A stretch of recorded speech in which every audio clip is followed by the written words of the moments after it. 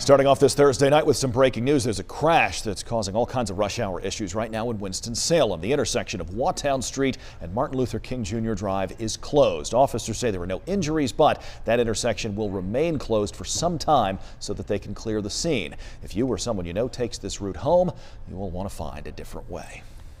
More breaking news now. Heinous crimes against children. This woman now charged with child abuse out of Randolph County, and deputies say that Kaylee Royal could face even more charges. This investigation dates back to September when a toddler went to the hospital in cardiac arrest. The child later died. Deputies say another child living at the same home was taken to a different hospital with similar medical issues. That child survived. Deputies have since arrested Royal this week and charged her with felony neglect child abuse. A Triad family's world is turned upside down by a fiery crash. The family says that a mother and two of her children died in a crash on Highway 421 yesterday, just north of the Guilford County line. That is where we find our Steve King tonight. Steve, you spoke with the family. They are still trying to cope with all of this, understandably. Well, Sharon Curtis Norman's family always says, "I love you" when they say goodbye. And she didn't realize that when she said "I love you" to her daughter and two of her grandkids, it'd be the last time she'd see them. Everybody's in shock. But not to be able to even look at them one more time. It's, I think that's the hardest part. And for them to tell you that the only way they can identify them is through their dental records it's unbelievable. Family members say 37-year-old Miranda Curtis, her 14-year-old Zylan, and 8-year-old Ariana were in a Jeep SUV that started overheating and slowed to a crawl on US 421 north of North Carolina Highway 62 before it was rear-ended and burst into flames. Family members say Miranda, Zylan, and Ariana were all killed.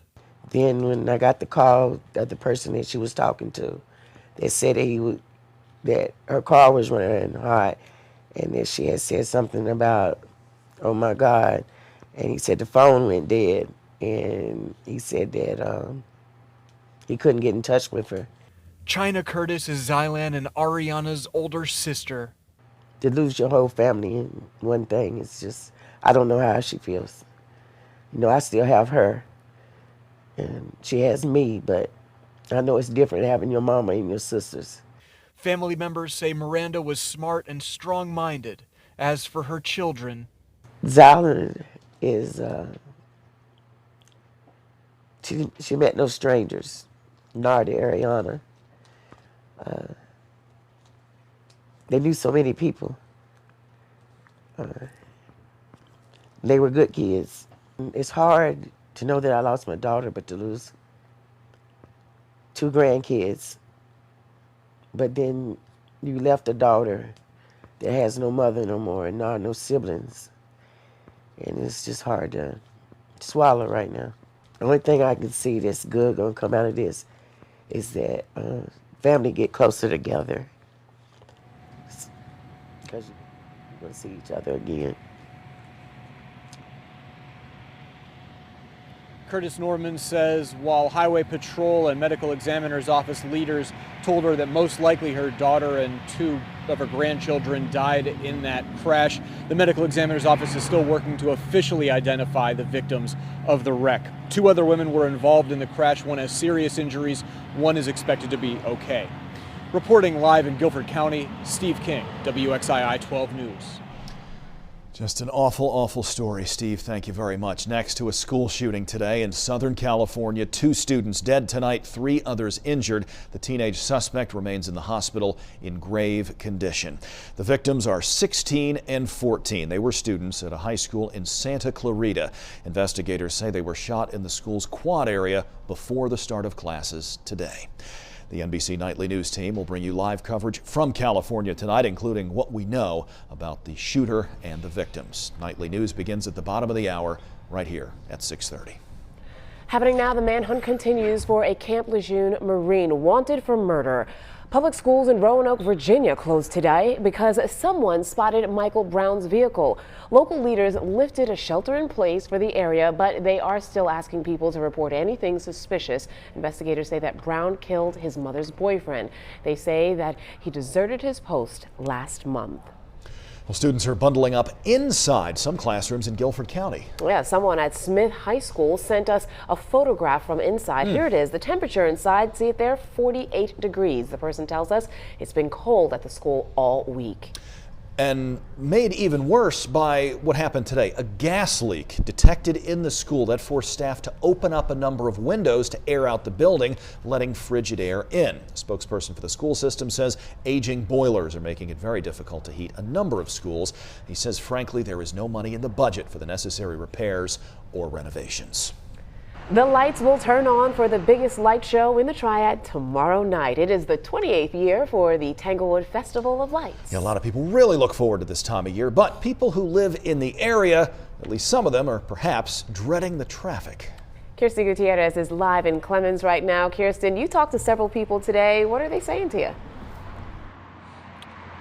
Talitha, they're saying that it's not just the traffic from the Festival of Lights that's bothering them. It's ongoing construction from an I-40 widening project. They said they think it's going to make things worse this year, but the Department of Transportation says otherwise. And then 158 is going to be jammed up, so it's just going to be a mess. A traffic mess. Some residents in Clemens dread as the holiday season kicks off with the Tanglewood Festival of Lights.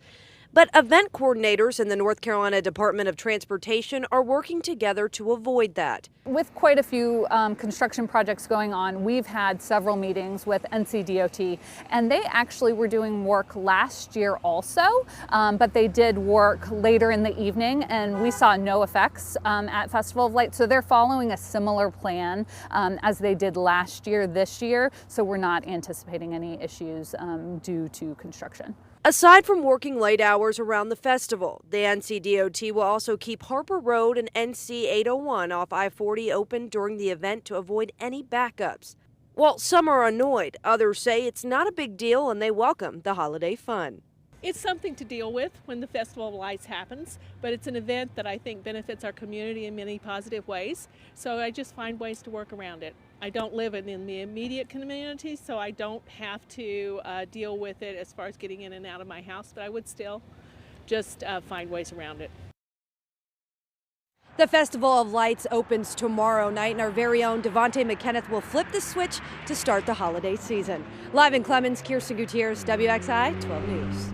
All right, good deal. Thank you so much, Kirsten. Now, the Festival of Lights runs through January 1st. It will open nightly from 6 until 11 o'clock. The Greensboro police chief, his time with the department is now winding down. Yeah, Chief Wayne Scott retires at the end of January. He joined the police academy back when he was 21 years old and has spent roughly 30 years in law enforcement. He's been police chief in Greensboro since 2015. These days, the chief is spending a little more time reflecting back on his career. If he could go back, this is what he says he would tell himself right when he was getting going. You've got quite an adventure ahead of you. You know, stay true to your values. I believe in following a moral compass, and I have my entire career, and you will have an adventure to look back on. The chief is set to retire January 31st. You can see more of his sit-down interview with Brandon Bates right now online at WXII12.com.